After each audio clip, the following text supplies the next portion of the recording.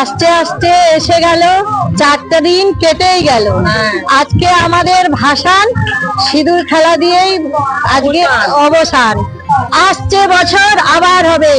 মা তুমি আমাদের সবাইকে ভালো রেখো, সুস্থ রাখো, এই কামনা করছি। আসছে বছর আবার এসো।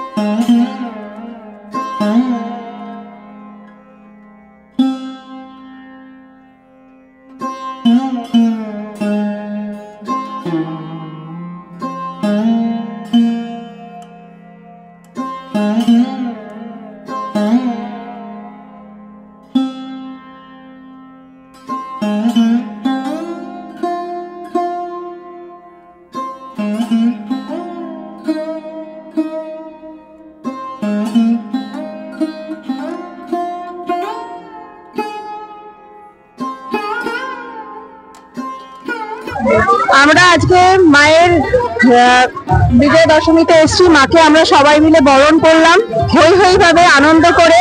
অবশ্য বিদায়ের আছে বলেই আবার আগমনের একটা আমরা দিন গুনবো। আজকের পর থেকে আমাদের আজকে আবার দিন গোনা শুরু হবে। আমরা আবার হই হই করে আনন্দ করব।